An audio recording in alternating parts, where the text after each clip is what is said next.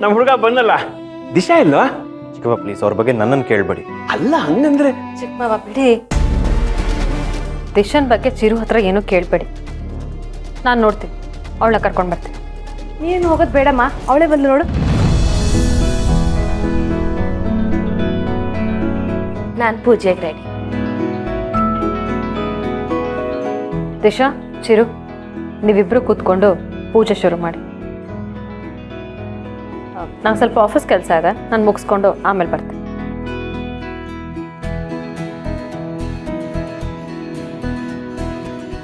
ನಿಮ್ ಜೋಡಿ ಕೊನೆವರೆಗೂ ಹೀಗೆ ಒಂದಾಗಿರ್ಲಿ.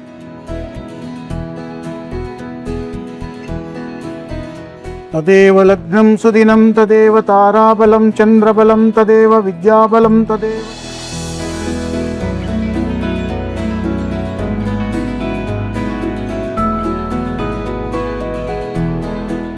ಎರಡು ಗಲ್ಲಕ್ಕೂ ಅರ್ಶನ ಬಳಿಯಪ್ಪ.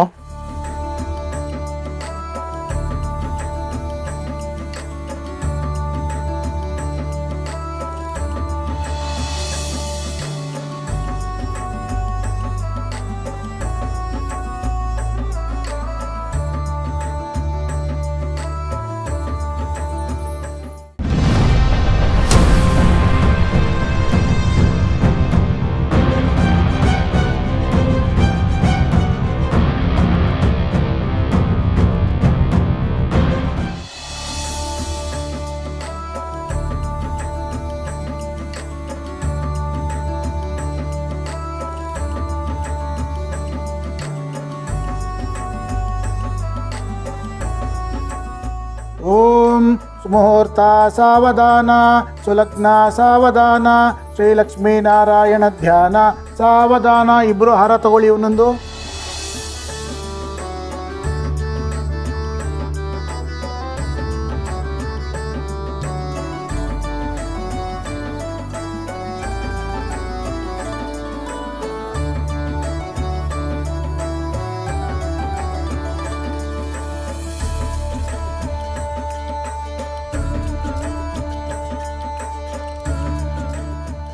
ಓಂ ದೀಪ ಮಹಾಲಕ್ಷ್ಮೀ ದೇವತಾಭ್ಯೋ ನಮಃ. ದೀಪ ದೇವತಾಭ್ಯೋ ನಮಃ.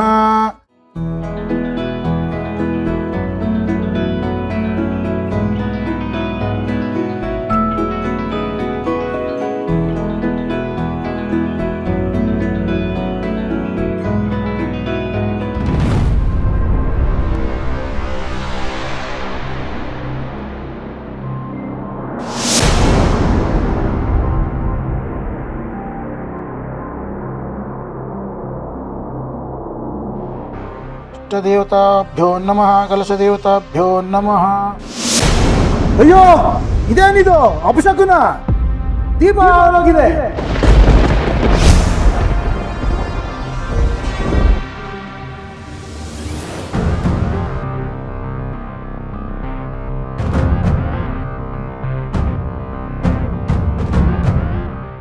ಅಯ್ಯೋ, ಏನ್ ಮಾಡೋದು? ಸದ್ಯಕ್ಕೆ ದೀಪ ಹಚ್ಚಿ ಪೂಜೆ ಮುಂದುವರ್ಸೋಣ, ಆಮೇಲೆ ಇದಕ್ಕೆ ಪರಿಹಾರನ ಹೇಳೋದಾಗತ್ತೆ. ಹಚ್ಚಮ್ಮ ದೀಪ, ಇನ್ನೊಂದ್ಸರಿ ಪೂಜೆ ಮಾಡೋಣ. ದೀಪ ದೇವತಾಭ್ಯೋ ನಮಃ. ದೀಪ ಮಹಾಲಕ್ಷ್ಮಿಯೇ ನಮಃ.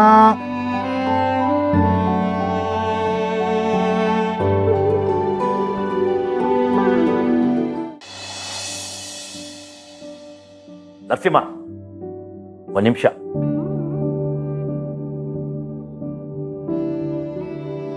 ತಗೋ, ಫೀಸ್ ಕಟ್ಟು. ಅಪ್ಪ ಇಷ್ಟೊಂದು ದುಡ್ಡು ಇದನ್ನ ಎಲ್ಲಿಂದ ಹೊಂದಿದ್ರಿ? ದುಡ್ಡು ನಾನು ಹೇಗೋ ಹೊಂದಿಸ್ತೀನಿ, ಅದರ ಬಗ್ಗೆ ನೀನು ಏನು ಚಿಂತೆ ಮಾಡಬೇಡ. ನೀನು ಚೆನ್ನಾಗಿ ಓದಬೇಕು, ಪೊಲೀಸ್ ಆಗಬೇಕು, ಅಷ್ಟೇ. ಮತ್ತೆ ಸಾಲ ಮಾಡಿದ್ರ? ಈಗ ಆಗಿರೋ ಸಾಲನೇ ತೀರ್ಸಕ್ಕಾಗ್ತಿಲ್ಲ ಅಂಥದ್ರಲ್ಲಿ ಈಗ ಮತ್ತೆ ಯಾಕಪ್ಪ ಈ ಸಾಲ ಮಾಡಿದ್ರಿ? ನಾನು ಬೇರೆಯವ್ರ ಹತ್ರ ಸಾಲ ಆಗಿಲ್ಲ, ಏನು ಮಾಡಿಲ್ಲಪ್ಪ. ಅಳಿ ಅಂದ್ರೆ ಫೋನ್ ಮಾಡಿ ನಿನ್ನ ಓದಿಗೆ ಅಂತಾನೆ ಕೊಟ್ಟಿದ್ದು. ಭಾವನ? ಹೌದು. ಅವ್ರು ಯಾವಾಗ ದುಡ್ಡು ಕೊಟ್ರು? ಅದು ನೀವ್ ಯಾಕಪ್ಪ ತಗೊಂಡ್ರಿ? ಹೇಳಿದ್ನಲ್ಲಪ್ಪ, ನಾನಾಗೇನು ಅವ್ರ ಹತ್ರ ಕೇಳಲಿಲ್ಲ. ಅವರೇ ಫೋನ್ ಮಾಡಿ ದುಡ್ಡನ್ನ ಕಳಿಸಿದ್ರು. ಅರೆ, ಇದೇನಿದು? ಇಷ್ಟು ದಿನ ಆದ್ಮೇಲೆ ಅಳಿಯಂದ್ರು ನನ್ನನ್ನು ಜ್ಞಾಪಿಸ್ಕೊಂಡು ಫೋನ್ ಮಾಡಿದ್ದಾರೆ. ಹೇಳಿ ಹೇಳಿ ಅಂದರೆ ಹೇಗಿದ್ದೀರಾ? ದೀಪವ್ರು ಇಲ್ಲದೆ ನನ್ನ ಬದುಕು ಯಾವತ್ತೂ ಚೆನ್ನಾಗಿರಲ್ಲ ಮಾವ. ದೀಪ ಸತ್ತಿಲ್ಲ, ಬದುಕಿದ್ದಾಳೆ ಅನ್ನೋ ನಿಮ್ಮ ನಂಬಿಕೆ ಸುಳ್ಳಾಗದೇ ಇರಲಿ ಅನ್ನೋದೇ ನನ್ನ ಆಸೆ ಕೂಡ. ದೀಪವ್ರು ಬದುಕಿತಾರೆ ಅನ್ನೋ ಸತ್ಯ ಕೊನೆಗೊಂದಿನ ಸುಳ್ಳಾದ್ರೂ ನನಗೆ ದೀಪವ್ರ ಮೇಲಿರೋ ನಂಬಿಕೆ ಯಾವತ್ತೂ ಸುಳ್ಳಾಗಲ್ಲ ಮಾವ. ನರಸಿಂಹವ್ರು ಹೇಗೆ ಗೊತ್ತಿದ್ದಾರೆ? ಇತ್ತೀಚೆಗಷ್ಟೇ ಒಂದು ಪರೀಕ್ಷೆ ಪಾಸ್ ಆದ. ಈಗ ಪೊಲೀಸ್ ಪರೀಕ್ಷೆ ಕಟ್ಟಬೇಕು ಅಂತ ಇದ್ದಾನೆ. ಅದಕ್ಕೆ ಏನೇನು ಬೇಕೋ ಎಲ್ಲ ತಯಾರಿನೂ ಮಾಡ್ಕೋತಾ ಇದ್ದಾನೆ. ಒಳ್ಳೆ ಸುದ್ದಿ ಹೇಳಿದ್ರಿ ಮಾವ.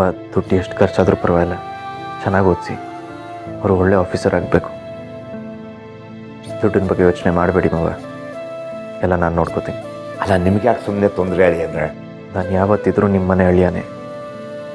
ನರಸಿಂಹ ನನ್ನ ಬಾಮ ಇದ್ದಾನೆ, ಅದನ್ನು ಯಾರೂ ಬದಲಾಯಿಸೋಕ್ಕಾಗಲ್ಲ.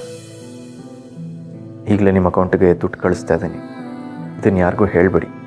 ಇದನ್ನು ನರಸಿಂಹ ಅವ್ರು ಓದಿನ ಖರ್ಚಿಗೆ ಬಳಸ್ಕೊಳ್ಳಿ. ಅಂದರೆ ನೀವು ನಮ್ಮ ಪಾಲ್ಗೆ ದೇವರಾಗ್ಬಿಟ್ರಿ. ಅಷ್ಟೆಲ್ಲ ಹೊಗಳೋ ಅವಶ್ಯಕತೆ ಇಲ್ಲ ಮಾವ, ಯಾಕಂದರೆ ನಾನೇ ನಿಮಗೆ ಸಹಾಯ ಅಂತ ಮಾಡ್ತಾ ಇಲ್ಲ, ಇದನ್ನು ನನ್ನ ಕರ್ತವ್ಯ ಅಂದ್ಕೊಂಡು ಮಾಡ್ತಾಯಿದ್ದೀನಿ. ಸದ್ಯಕ್ಕೆ 1 ಲಕ್ಷ ಹಾಕಿರ್ತೀನಿ. ಇನ್ನೂ ಬೇಕಿದ್ರೆ ಏನೂ ಅಂದ್ಕೊಳ್ದೆ ಕೇಳಿ. ದೇವರು ನಿಮ್ಮನ್ನು ಚೆನ್ನಾಗಿಟ್ಟಿರಲಿ. ಹಾಗೆ ಕೇಳ್ಕೊಳ್ಳೋದ್ರ ಬದಲು ನನ್ನಿಂದ ದೂರ ಆಗಿರೋ ದೀಪ್ ಅವರು ನನ್ನ ಜೀವನಕ್ಕೆ ವಾಪಸ್ ಬರಲಿ ಅಂತ ಕೇಳ್ಕೊಳ್ಳಿ. ಅವ್ರು ನನ್ನ ಜೀವನದಲ್ಲಿದ್ದರೆ ನಾನು ಚೆನ್ನಾಗೇ ಇರ್ತೀನಿ.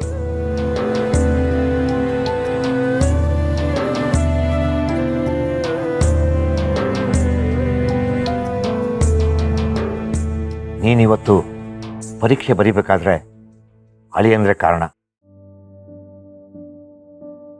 ದುಡ್ಡಿನ ವಿಷಯ ಯಾರಿಗೂ ಹೇಳಬೇಡಿ ಅಂತಲೂ ಹೇಳಿದರು. ಆದರೆ ನಿನ್ನ ಹತ್ರ ಹೇಳೋದು ಅನಿವಾರ್ಯ ಆಗಿತ್ತು. ಹುಟ್ಟಿಲ್ಲ ಅಂದ ಕೂಡಲೇ ಅವಳನ್ನ ಮರೆತು ಇನ್ನೊಬ್ಬರನ್ನ ಮದುವೆ ಆಗ್ತಿದ್ದಾರೆ ಅಂತ ಅವ್ರ ಮೇಲೆ ತುಂಬ ಕೋಪ ಇತ್ತು. ಅದೇ ಕಾರಣಕ್ಕೆ ನಾನು ಅವ್ರ 2ನೇ ಮದುವೆಗೆ ಬರಲಿಲ್ಲ. ಆದರೆ ನನಗೆ ಗೊತ್ತಿಲ್ಲದಂಗೆ ನನ್ನ ಲೈಫ್ ಸೆಟ್ಲ್ ಆಗಲಿ ಅಂತ ನಿಮ್ಮ ಹತ್ರ ದುಡ್ಡು ಕೊಟ್ಟು ನಾನು ಯಾವತ್ತಿದ್ರೂ ನಿಮ್ಮ ಅಳಿಯಾನೆ ಅಂತ ಹೇಳಿದ್ಮೇಲೆ ತುಂಬ ಒಳ್ಳೆಯವರು ಅಂತ ಗೊತ್ತಾಗ್ತಿದೆ ಅಪ್ಪ. ಹೌದಪ್ಪ, ಅಳಿಯಂದ್ರು ದಿಶಿನ್ನ ಆಸೆ ಪಟ್ಟೇನು ಮದುವೆ ಆಗಲಿಲ್ಲ.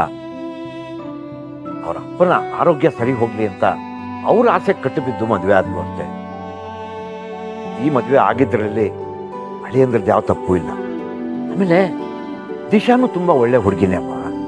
ಅಪ್ಪ, ಭಾವನ ಬಗ್ಗೆ ಒಳ್ಳೇದು ಹೇಳ್ತಾ ದಿಶಾನು ಒಳ್ಳೆಯವಳು ಅಂತ ಹೇಳಕ್ಕೆ ಬರಬೇಡಿ ಅಪ್ಪ. ನೀವು ಅವಳ ಬಗ್ಗೆ ಏನೇ ಹೇಳಿದ್ರು ನಾನು ಕೇಳಿಸ್ಕೊಳಕ್ಕೆ ರೆಡಿ ಇಲ್ಲ. ಹಾಗೆ ಭಾವನ ಬಗ್ಗೆ ನನ್ನ ಮನಸ್ಸಲ್ಲಿ ಯಾವತ್ತೂ ಗೌರವ ಇದ್ದೇ ಇರುತ್ತೆ.